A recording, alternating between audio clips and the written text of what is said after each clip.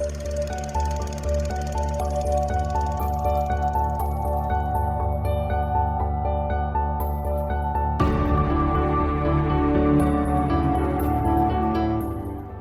I'm Sophie, and I haven't seen a lot of films.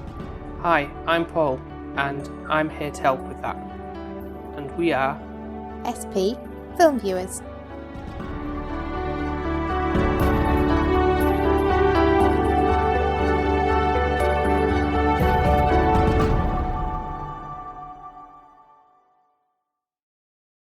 Yay, snow in March. I know, it's been a bit of I thought we were stepping into spring. I know technically it's still classed as winter, but the daffodils are blooming. You've got little snowdrops, and yeah, you just don't really want snow now, do you? You want this around Christmas time. Yeah. Is it March 21st when it's officially spring? A couple of years ago, where we went for one of your friends' birthdays, and we got... Yeah, that was around St. Patrick's Day, I think it was. No, it was the same time. It? Yeah. It was, yeah. Well, unless St. Patrick's Day changes, but it was the same. It was round. Probably was the weekend after, probably. Yeah, just maybe. Because, depending on when somebody's birthday falls, if you celebrate the weekend before or after. Maybe, but it might have been that, yeah. Anyways, why are you bringing up snow?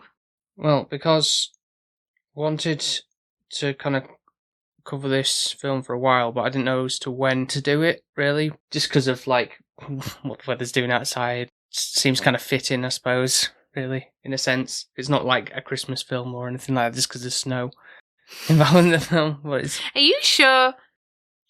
I'm sure. I'm very sure. So, the film is called I'm Thinking of Ending Things. This has been on your list. I remember reading this title and always asking about it. Am I right? You're right. It came out in 2020, and it was released on Netflix. And I'd probably go as far as to say that was, if I was to say, film of the year, that would have been it. Really? Yeah, really liked it that much. It is directed by Charlie Kaufman. He wrote the screenplay for Eternal Sunshine of a Spotless Mind. Oh, okay. Yeah. So, he's not done... He's more, obviously, does more writing and stuff, but he has taken a few directing roles, and this is one of them. Honestly, I'm not being funny. The film has to offer this. I don't expect you to get, the first time. I just want to kind of see your opinion on... It's not like that thing with the sausage fingers, is it, and all of that? It's not... What do you mean by that? That weird and... Yeah, or is it more too in-depth? I'm going to be a bit what... I'd say it's sort of, maybe psychological... Oh, I like a psychological... If I could say it. I like a psychological film. You mean Shutter Island or Fight Club? Yeah, in a sense, yeah. Okay. So yeah. You might enjoy it, yeah. Try to space it out with actors we've had in previous films recently, but it just so happens that one of the guys... Todd. Yeah. Jesse Plemons is in this as well, but that's by the by. But yeah, you were I really like him. I'm going to put on another film.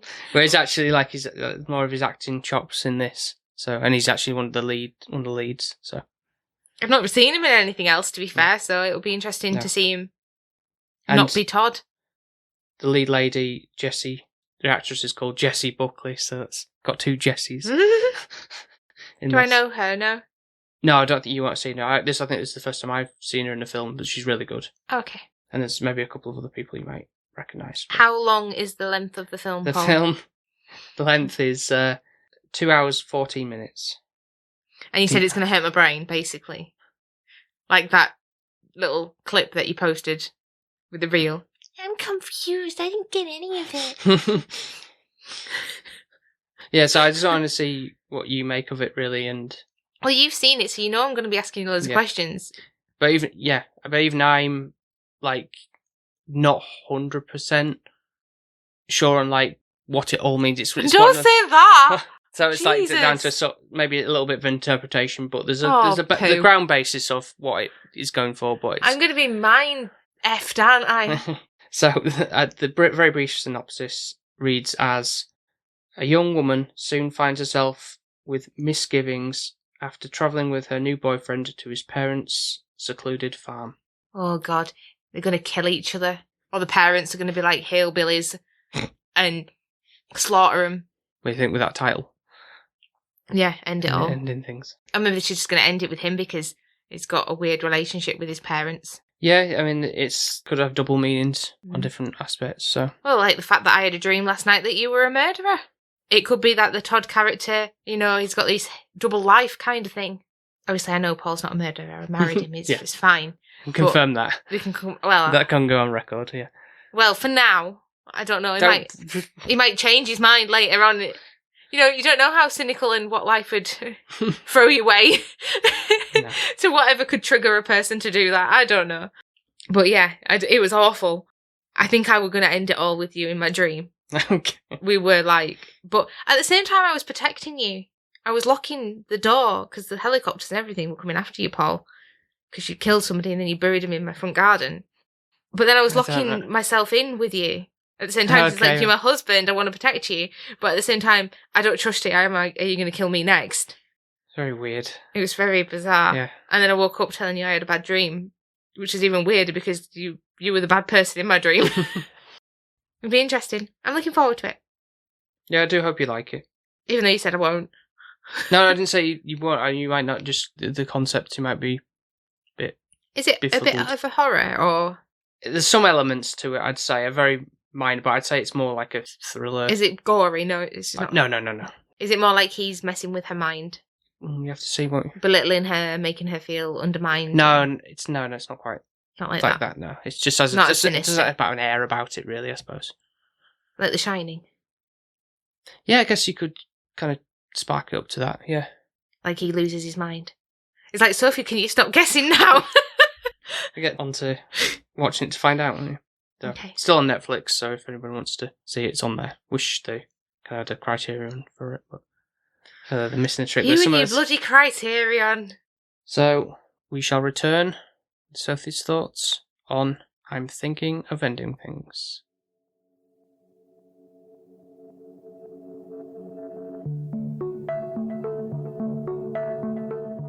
I mean, they're pretty, but I don't see how it's supposed to make me feel something if there's not a person in them feeling something, if there's not a person in them feeling sad or joyous or whatever other emotion you said. Well, maybe think of yourself as the person looking out at the scene. You might have to see me in them. Well, if you were there, you wouldn't see yourself, right? Well, what if I look down? I'm not a ghost.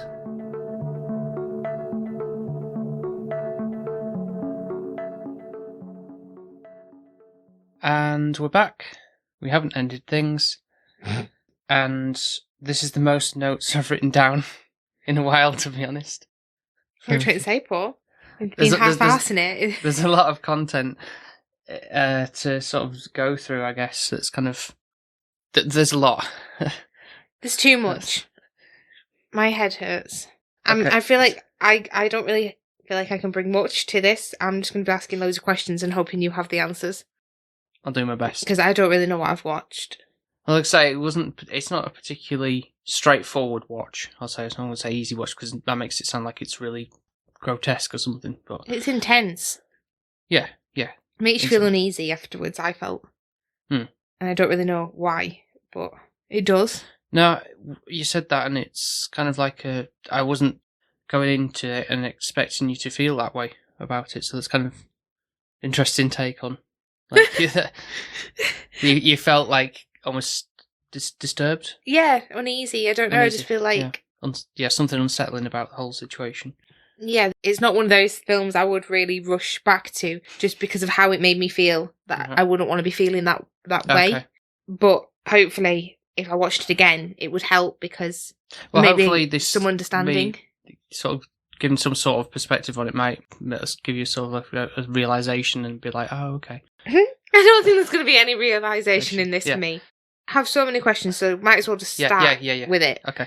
So obviously you've got Lucy, and she seems to have a lot of thoughts in her head and talks a lot to herself, basically, it seems. And when she's saying she's thinking of ending it all, does she mean she wants to kill herself, or does she want to end her relationship with Jake? Right, and then immediately throw a spanner in the works, which might answer hell of a lot of... Why is Jake questions. her? Because I'm confused. as I take in, especially as I've watched it more, because particularly as you have those cuts to like this janitor at school, Yeah. I think the entire what is played out in the film is all in the head of this janitor who is, I believe, is Jake. So where does Lucy come from? So I think what I understand, it's either a relationship he did have with somebody, or it's somebody he's kind of just about like the how they met and the kind of glance and look and all that kind of stuff, and How he's made it up from films and such. yes, because it's maybe built up something in his head about this, linking it back to that movie that he watched. or any sort of movies, you know, like how Hollywood does and makes everything all seem happy clappy and all that kind of stuff. So all the scenarios, like I say, like at the very beginning, Lucy, who's just out in the street, whether that's actually happening as it is, or another instance where we'll call him the janitor character, is looking out down at the street, out at her, like surveying her from afar. Yes, and so he's built up this scenario in his head, and that's what the voice is at, and the whole I'm thinking of endings mean he's thinking of obviously ending his life because he's got all these dark thoughts or this guilt, this self-loathing to himself and everything. Okay, another question. So when he brings Lucy back to the house to meet his parents, and there's a picture of Lucy on the wall, and she's like, that's me, and it's clearly not Jake. And then her artwork is downstairs. In the basement. Yeah. But it's labelled as Jake's because it is Jake's, in fact. So you're trying to tell me Lucy, who was the main lead of this film, is not actually... It's like a figment of imagination in all of this. So does she die, or is she not even real? Like, I assume she dies. And does he die? The janitor? Yeah. Yeah, I would say that aspect at the end kind of implies that. How does it? Because he's not in the car. He got out. Did Jake? No. Yeah. I know the janitor, or the person who represents the janitor, at the end is pickup truck, whatever, and he sees a vision of these like strips off. I think because I think that's a thing because of the pig. Yeah, that was disgusting. I forgot about that. Like I don't know if this what the mental disease is, where you feel like even though it's really cold, it's so cold that you feel like you're really hot. I don't know what that. That was clear. But you have to you obviously strip off to. Didn't even know that was a thing. Yeah, so that's a vision in his head, but he's probably not walking naked through the hallways, following a figment of his imagination with the pig with the maggots in it, which he put up in the film earlier. So I think that he died in the car in his van, right, buried under the snow as an old man. Yes, not as the young Jake. No, I could only assume. I'm guessing here that Jake becomes the janitor. Yeah, I kind of clocked that when he gave her the slippers. The janitor gave okay, Lucy so the slippers. That. Yeah, and that's him now older. But it's weird because Lucy never ages. Like everyone else throughout this film gets older, and I think that's what makes me feel uneasy because like 1 minute his parents look like a reasonable age, and then next his mum's like in a wheelchair and she's having to be spoon fed, and she looks very much like she's aged dramatically, and it's still meant to be the same day. I feel like this is all in one evening, like how this is meant to be representing her. I think going and seeing. It's just flashes of how in his mind, his memory of how his parents were, obviously, like whether they actually did meet Lucy is to be determined, or as to whether that actually happened, or whether that was just another scenario that he thought up. But when he was at the dinner table as well, he wasn't being like all. He didn't seem that thrilled, did he, about like her being there? He kind of like it was very quiet and reserved about. He wasn't singing her praises that much. He was almost like she was looking to him about like, oh, can I show them the pictures? And he's like, yeah, go on. Nodding head and stuff. But I think he's ashamed of his parents as well. Like he doesn't he doesn't have a great relationship with them, clearly. Yeah, except his mum was like really like old and being spoon fed and stuff. And Lucy's like, "You're a devoted son," and he's like, "Oh, thank you. That makes me feel better to hear you say that." So he need like approval from someone or himself that I am a good son to my parents, even though I might have been treating them like crap or just not being there for them and stuff. So kind of that self-hatred or hatred towards them or for whatever reason. I think that's why the scenarios are put there about like within there was his parents aging and things like that. That just flashes from memories like how we see his mother like looking much younger, as if like he's always demanding attention and that kind of stuff. He's just a sort of problem child, and there's all this. So what's the issue with the basement? Is it because the artwork would be down there? Or why couldn't she go down there? Well, she does go down there. Yeah, but why is the scratches on the wall and like I felt like that scene was going to be a lot worse in my head. Yeah, that I don't have a concrete answer to other than there's just some level of trauma there again, and like basement hides the secrets of, or he's kind of like trying to hide things away, like hiding his artwork, like not. I wouldn't think he would really be ashamed of his artwork because they're not like they're really rubbish or anything, but maybe because he didn't really do anything with that artwork. He's talented, it seems, or from those paintings it look good, but it's like, oh well, that they're kind of just forgotten about and just chucked down in the basement. But he did say as well he wouldn't want you to go down there, and it was like somebody else was living in the basement, like a Babadook or something. But I don't know. It wasn't obviously like sinister or anything like that. And even the dog. Yes. The dog. That freaked me out. He looked like he were having, like, been possessed or something. The dog just shaking his head, like, can't see a clear vision of what the dog looks like. No. I think that's just, again, blurriness of, like, I kind of remember having a dog, but I don't really remember what it looks like, I guess, even though obviously they describe it as, like, a border collie. And we kind of know. It's called Jimmy. Jimmy, yeah. And he dies, and you can see the ashes. Yeah, I did notice that this time as well, like in Jake's childhood bedroom, like this urn of the dogs, and then Lucy picks up a book that's just lying on the end of the bed, which is the poem that she was reading in the car on the drive. That she'd wrote out, so it's like, that's weird. So like with the photos and stuff, it's all like confused. Like, that's me, but it's supposed to be Jake because it is Jake from his childhood and all that kind of stuff. It's a bit like before in Halloween, it was with the ghost stories with the reporter who went to the kid's house and he was like looking at the photos and that's me in the photos there. Yeah. Because this is all within my head. That's that kind of level. What? I don't know. I still just it seems really strange because she's more prominent as a character within this, but actually she's not even existing, and that's just blowing my head a little bit as the fact that she's just made up.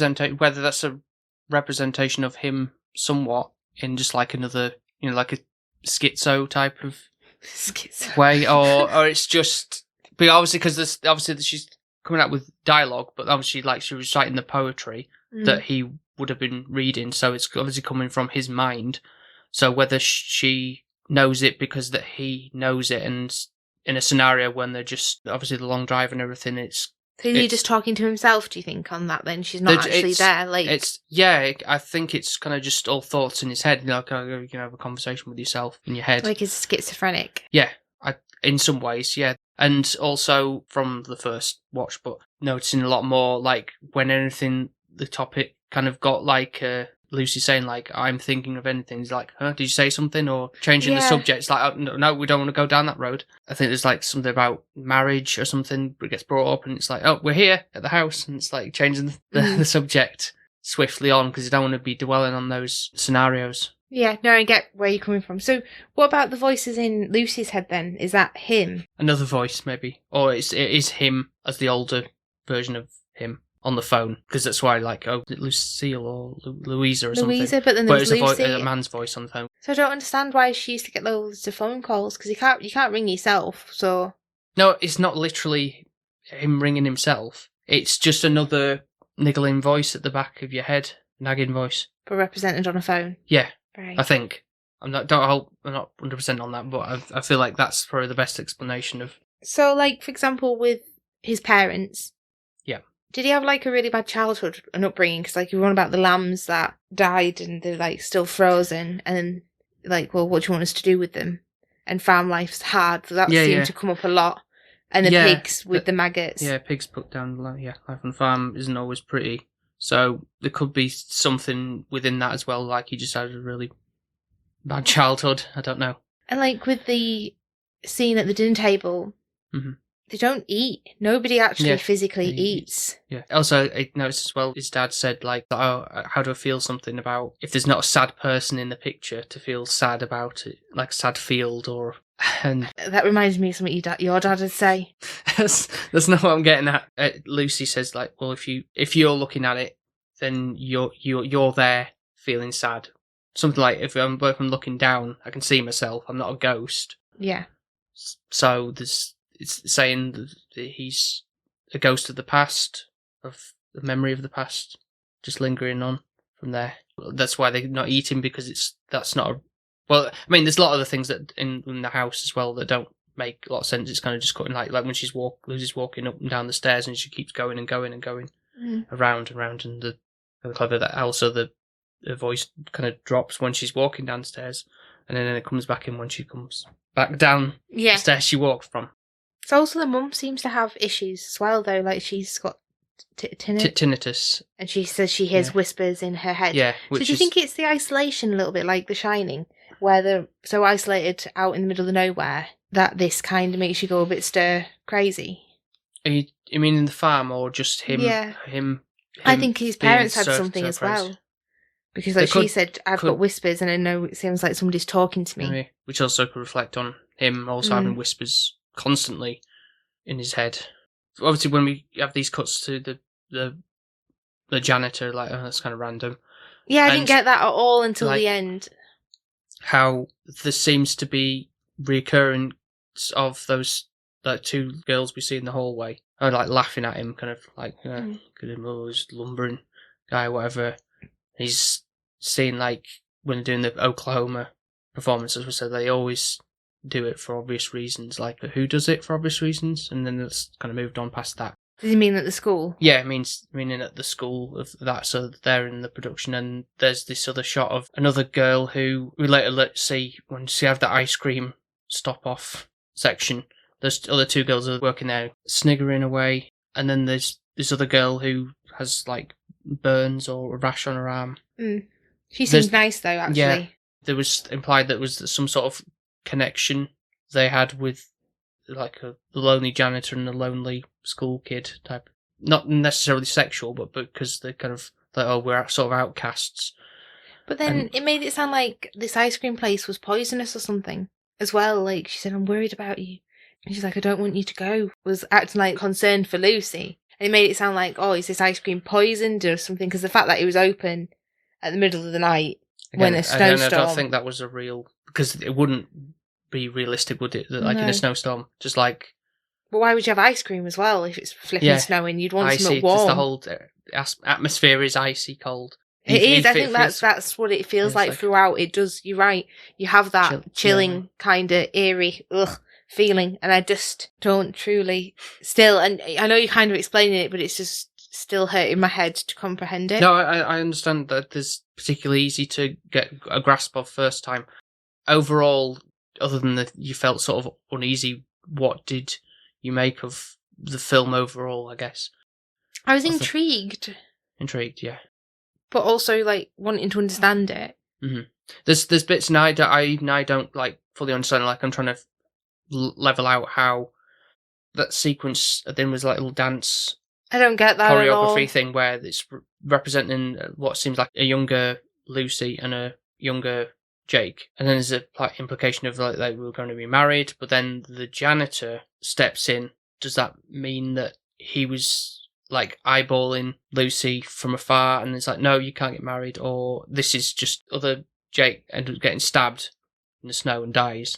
Ties into who's who there. I thought Jake and the janitor were the same person type thing, unless it's more of a case of he ruins it himself. Perhaps. With like he just aging or whatever like that to kind of get him more bitter and cynical. Yeah, as he's got on that. Yeah. He then ruins it. Yeah. I don't know. Yeah. And also those long sections of the car driving, there's long bits of dialogue in that. It's quite heavy to soak up all that information, even on, I've seen like 3 times now. So okay, that's interesting. Going back to the fact that they're talking in the car as well. Mm-hmm. Seems to be like Lucy does change. Like, so certain times she was on about a film, and the way she was talking about it, she was quite passionate about it, but her accent changed. And I was like, why does she sound different? And then she actually became that woman in the film. That fake film that was like it does say like directed by Robert Zemeckis, which is kind of making it sound like, oh, it's like some kind of soppy, kind of schmaltzy rom-com style thing. Like, I can think of really he's done that would sort of fit that bill, but isn't really. He's like Forrest Gump and stuff. Because there's obviously like directors who would do that kind of rom-com film, but it's almost like a jab at it as well, just thrown in, even though it's not a real film. It's just like the end of, because it's not like a typical like scenario where the guy is there in the restaurant and it's like, I love you, and she gets like fired straight away, and it's like, oh, thanks, I needed that job. But then you said idiot. she loved me, and then idiot, and then cuts to that, and then there's a transition from when they're having the meal, aren't they, at the house, and then. Yeah, and then it just randomly comes to that, and I'm like, I'm confused. I don't know what I'm watching now. I'm watching a different movie. Yeah. It just seems really, really bizarre. It seems to be Jake has a lot of issues in his head, because, like, when they've got the, what's it, Tootsie, whatever it's, Titsy Town or... Tulsi Town, I think. Tulsi Town. Yeah. Ice cream. Clown ice cream. So, like, sad clown. I don't know if there's anything in that. Possibly. Yeah. But also he's, like, then being a bit OCD about the fact that they're melting now. Because of the car heaters, I can't tolerate the mess. I think that's maybe it's because he's a janitor. He's like, oh, I've got to clean it up, and because obviously it's like livelihood, and it's going to get sticky otherwise, and be in the way and harder. Preying on his mind of like that's his job, so he can't be screwing up the one thing he's got in his life. Once he's got that niggle of in his mind, it's like. He has to do it. He can't just change his mind and go, okay, right, I can try and forget about it and let's just get home. It's I've got to empty it as quick as possible. And I think that's quite bizarre when you're like, well, why did we go for ice cream in the first place when none of you ate it because it was too sickly sweet? Why don't you just share one? It's such a waste of £8. $8. Yeah.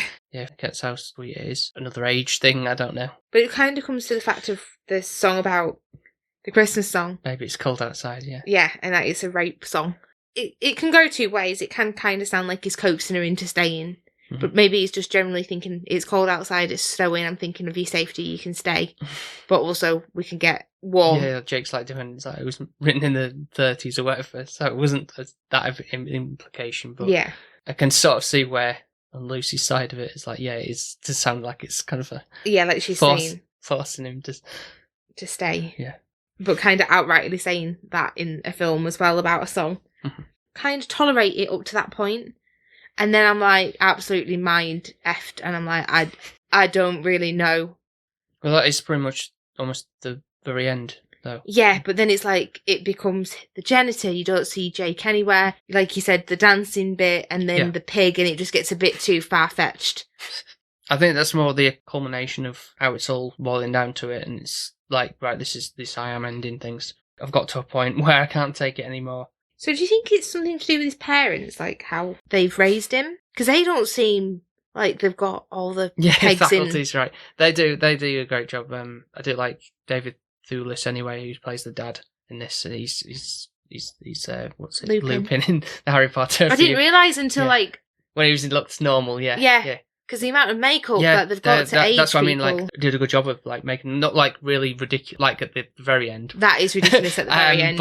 But through the other stages that they go through, they look believable, not, like prosthetics or anything stupid. So and the way they acted as well, like, a bit of, like, dithering and senile or whatever. Yeah, like Lupin when he had the doors saying, oh, this is Jake's room. Yeah. And then, the effing in the bed kind of thing. That was like, that just making me feel a bit cringed. Like she's only met him once, like you can sleep over, but don't be doing any funny business. Yeah. And then Toni Collette, who plays the mum, who's, when we did Knives Out, you said like, oh yeah, that's where she's from, yeah. I actually clocked her as well and noticed I'd seen her in something else. Yeah. And she did a really good role of being like the happy clappy mum, but then Jake just always beating her down, basically. It's not Jean, it's Genius or what? Yeah. Genius, yeah. And I feel like Jake is quite intelligent, that he's just a bit of an outcast. So seeing him sort of different from how he played Todd in Breaking Still Bad. messed up in his head. Yeah, I suppose. Still not normal, is it? No, I think he kind of fits these kind of roles quite well for that. I think there's something about him. Yeah, even though I think Lucy was... She's really good. She's brilliant, and I think she's actually, like, in my head, the lead of it, really. Mhm. Not like it's a duo with them both. I think she's the main person, the main actress. Mhm. Jake's kind of like the second lead. Yeah, absolutely. And then you're telling me she doesn't even exist. Potentially. She might have existed in some aspect, but yeah, but not like in that relationship aspect, possibly, or maybe even to a point. I think that kind of confirms that. I'm saying that because of when she's talking to the janitor at the end, and she's like, "Oh, I don't know what he looks like," and there's this guy that a fleeting moment, and it's like trying to pursue, and it's like, "Oh, I wish I had a boyfriend to say that I've got a boyfriend," basically, instead of being pursued by him or anybody. The girl's alone, and therefore, the free game, basically, until you say, I've got a boyfriend, sorry. Yeah, she always said she couldn't say no. Yeah. She was never taught that. I know that feeling. Yeah. Hope our child's first word is no. So, come on then, with all your fancy notes. Fancy note, not really. They're kind of just, I'd say, as maybe as muddled as the what the film has to offer, but I noticed how the word treacherous kept being brought up. Almost like it's dangerous, or something like a very common word, treacherous. I don't know, that sounded like a bit more treacherous, I suppose. I mean, like Taylor Swift's song, This Love Is Treacherous. So, like, he's balancing on a thin line of... Is he going to stay alive or not? And things like that. And I think when they took that sort of road to the high school, and I noticed you did as well, like how dark it got on the thing. It's almost like you couldn't almost see them on the screen. No. It was gotten that, like, as if like something was really foreboding at that point, like kind a of dark looming secret. Yeah, towards the end, wasn't it? So again, sort of treacherous waters to go into that. But no, I agree with how cold it makes. My nose was really cold. I think it was just because obviously it was snowing where we were this weekend, but also it just felt really chilling. Like even the snow, the wind. Because you're isolated with them in the car. It's blue. It's grey, white, whatever. And the dialogue was just quite cold and quite. Yeah. If you weren't mentally stable, don't watch it. Yeah, that's probably a thing I should have said at the start. But yeah, you have to be. Because even me, I've kind of got quite a stable mind. I can overthink a lot. Mm-hmm. But I feel like this is, if you're not in a great place, it would not be a good film to watch. No, I agree with you on that, yeah. Because I felt 100% afterwards, like, it kind of lowered my mood and my morale, and I just felt like something was out to get me, and I don't know why. I don't see this sort of the sinister side as if like a monster's going to come out. I think it's the monster is yourself. I think that's a scary thing. Yeah, I guess. Your mind is the monster. Mm-hmm. Depending on how... do monster match. And depending on how active your mind is, like you're fine. You don't really overthink. That's not quite true. Maybe there's certain things that still could do that. For example, watched I think you'd get frustrated with it, and a lot of people do. To be fair, like a horror film called Skinamarink. What does that even mean? Like a childhood kind of like. Oh no. Thing. But it's like very, very grainy, very fuzzy, kind of what's called analog horror. Almost like peering into the darkness. No. Because I'd make up shapes that weren't there. Yeah, that really did, like, for me anyway, you are a lot of times like looking at like, what am I even trying to make out here? And it's just lingering shots of this, and it's just really in the darkness, and there's the hiss from like shh. And it's like, what is it actually in the darkness? It's very like... You're making me feel already cringy, and I'm not even watching it. Yeah. And I think that's what happened with me with this a little bit, just because the aging of the mum and dad, you never knew what you were expecting when they were going to walk in the room. Mm-hmm. You didn't know how it was going to turn. Was there something in the house that was making the whole family kind of demented? Or is it, what was it? Or is it that Lucy was a long lost child that died at an early stage? I wondered if it was actually his sister and they'd lost her, and that's why there was a picture up in... Right, yeah. So I don't know. I was going all sorts of ways that this could possibly pan out, and it just felt like somebody was out to get Lucy, I guess. But I guess it was himself. Yeah, I think so. Hurts my head. Yeah, no, as I say, there's a lot to process with that, and I feel like if you want to watch it again, just watch it with somebody else. This is going to be a while until I come back to this. What? No, I totally understand, but I did just want to get your sort of opinion on it for something that I really do quite like, despite what it's about. And I think I just don't like films that make me feel. Yeah, I guess I'm not having such those deep-seated thoughts of that kind of stuff, so I'm kind of okay watching it, but it doesn't make me really feel like, oh my god, I feel really low or anything like you did. But this is like something that benefits from a repeat watch, because, like I said, this time I was picking up a lot more on how certain lines or certain shots, like when Jake's describing like the school, your school, it's like the back of my hand, and you kind of see his it's hands the old man's hand, i.e. the janitor's hands, and then it kind of cuts back to his normal hand, so it's like they are one and the same. And those kind of aspects, and even like the swing set that seemed like random in the middle of nowhere, and it's like, oh, that's the wreckage of my old house, but that was like a nice childhood thing I had, and it's gone in, just flown on by on the drive. When you said to go back to rewind, because like, oh, I missed that, I was writing something down. So you're saying was his house? Or something, yeah, from his past, yeah. Oh, right. Could well be, yeah, that's why I take makes it. Sense, yeah. Yeah. I guess when you're saying all this, it makes sense. What? Why are you looking at me like that? No, I'm not making you feel like, oh, you tick or anything like that. I'm not. Thanks. No, I just don't feel like I got it, and I wish I kind of did, but at the same time, it's a bit far out, isn't it? Yeah, it is. Anything else? Let's just have a couple of things, like how Lucy herself, when she's like describing what she's doing, or gotta get back to work and stuff like that, and it always like her story keeps changing on what things. So it's like, can he not remember, or has he had like many jobs, or he's studied a lot of things but hasn't really done anything with them?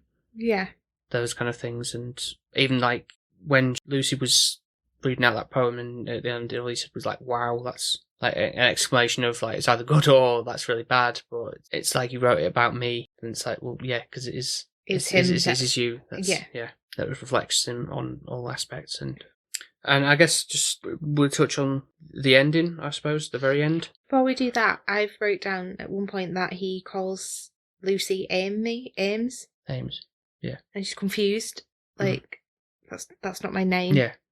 So is that actually his original Lucy is Amy? I don't know. That I don't know. That's sort of just somebody else. He also says about that she was like, I don't understand, my head's feeling fuzzy, I'm not remembering everything clearly. And he's like, oh, well, you drank a lot of wine. And said his dad kept on topping her up, but I didn't really see her drink that much wine either. Yeah, the things like that, I don't know if you to take them as too literal. I don't know.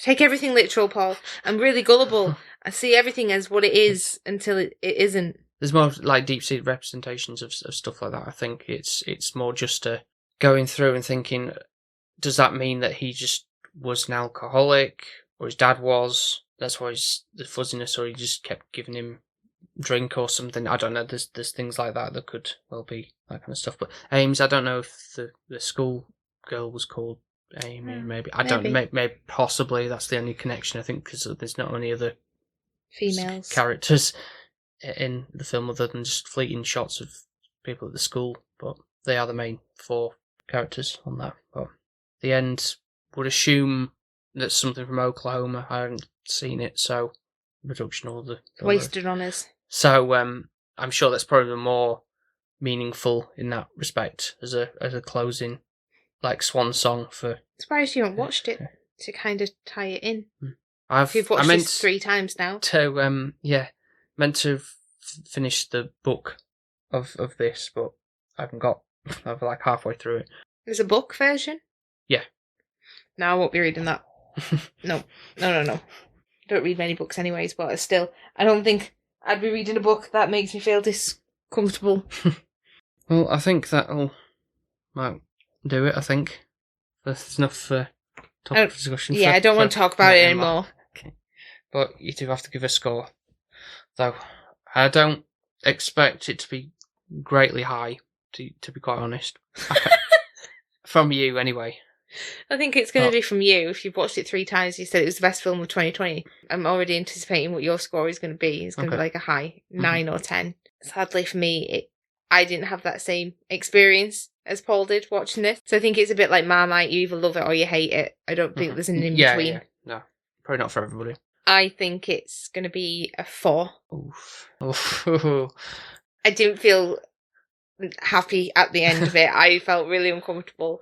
I don't truly understand it still now we've spoken about it. I've tried to at least... Yeah, I think you've confused me somehow more. Okay. The fact that you told me Lucy wasn't even real, I hadn't even anticipated that thought. I don't know if that is... I've got in some aspect, I think she might be, but then again... No, but I mean, know. But she's made up somewhat. Like, you don't even know me, kind of, how much... You just like seeing a random person in the street and then your mind going... But that's meaning he's made her up as a character in his own head. Yes. So her characterisms might not even be what he's portraying because he doesn't actually know her. Yeah, even in his fantasy, she's like having doubts about him. So it's like, well, that's not great, is it? If your own girlfriend who's supposed to be made up with you or whatever is not happy with how you are, then I think there's something in that. He's not happy with himself, so you can't imagine somebody loving him. Yeah, there's that angle. But yeah, I think it's one of those where I still think 4th, 5th, 7th watch, she's still not going to completely get it. It's just one of those films where it flits, it's confusing. I can't fault it. It is a good film. And the acting of, Jake and Lucy are brilliant. Okay. It's but more just a... The content is what lets it down for you. It just screws me over. I do like the visuals. I do think everything's done really cleverly. Like you said, how Lucy's walking down the stairs, how they do the lighting. I can see the actual creativity of the film really well. And the acting and everything's brilliant. I just don't really like what the film's about. Okay. That's fair. So, but you don't think, down the line... Eventually, yeah, but it might be 5 years. Up. Just from a 4, because I don't know if that's... It might be a 5. Okay. It depends. Right, okay. I'll leave it at that then. 10! I think I've marked it down on Letterboxd as 10, but it's because you can't do 0.5s on there. So it would either 9 or a 10, but I'm going 9.5. What would have made it the 0.5 I think or 10? What lets it down a little bit is kind of could be truanced down a little bit in length. Mm-hmm. Yeah, it's too long. For some of the aspects, I think obviously you have your points of we're going to this place, to the farmhouse, and then we're heading home, and then we're going to the ice cream thing, and then to the school. So there's those almost like checkpoints where the film is. I feel like it could definitely be maybe tightened up a little bit to a short runtime. I think that would help. And I think it's also because of that. It's also a lot of the dialogue is still a bit like, oh, this deep, man, with what you're coming out with here, and I can't even now comprehend everything that's been talked about and be like, yep, I completely agree with what you're saying, and how some of the scenarios I'm still trying to decipher as to who that person is. Is that just a distant memory or those kind of things? It's still a lot to unpack from what it means.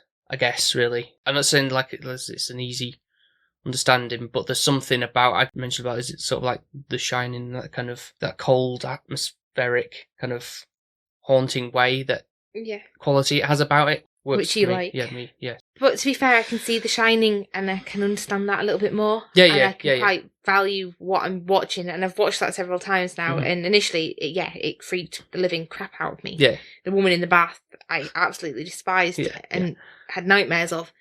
But at the same time, I could get it. No, yeah. Whereas this one, I think it's harder to comprehend and it's harder to understand. There's a lot more going on with it, and it's like trying to find all the pieces of the puzzle, and that's what keeps having me come back to it. I think it's really trying to decipher what's going on. Whether that will ever truly know is another matter, but I think this I think we should just watch somebody telling us that made the film what's it about, and then I'd feel happier knowing instead of guessing. what it's about and making up Yeah. endless That's rabbit what, like, holes.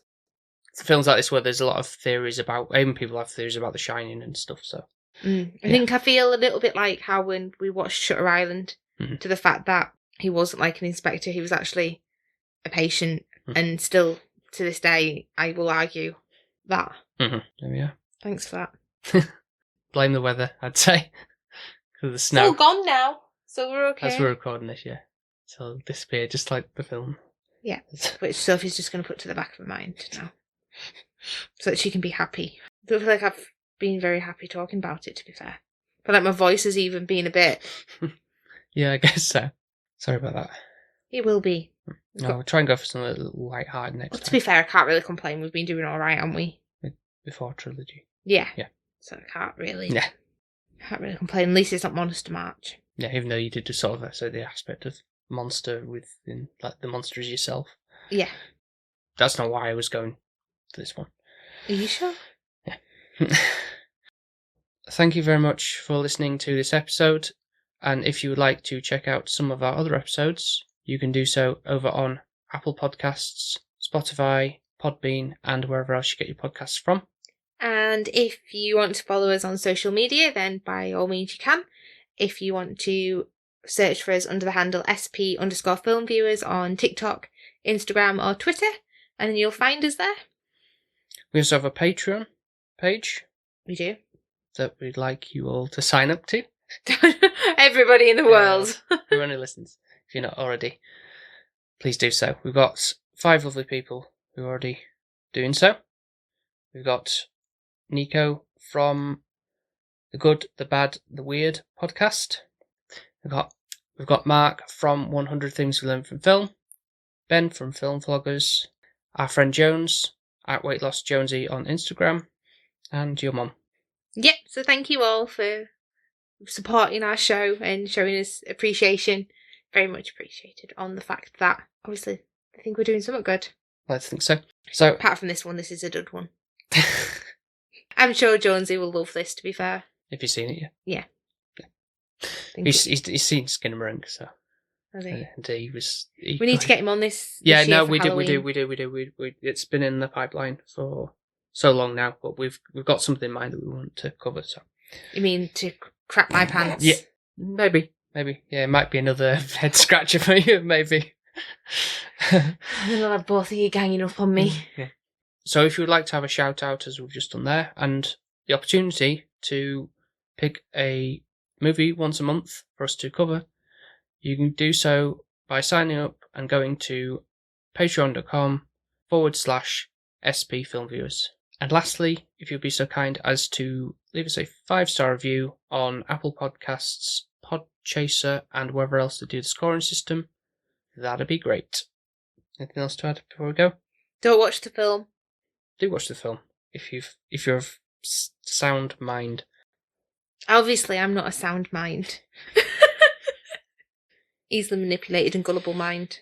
Well, I hope that everybody's enjoyed us talking about it at least. I'm sorry if it's not been the most upbeat of podcasts, but what can I do with the content of the film? Can't change that. Yeah. I think there's a lot worse to cover. True, but at least I could be passionate about it if it was crap. But it's not crap. Right, okay. But I don't like The it Room. still. No, it's not quite The Room. Like that can be comical about something rubbish, like Borat or something like that. Whereas this is like still hurt my Just head. heavy. Yeah, Heavy I feel like it's a heavy podcast as well to listen to. So thank you very much for listening to this episode, and we will speak to you next time. Speak to you next time. Bye. Bye. Bye. Bye. Most chip part of the episode.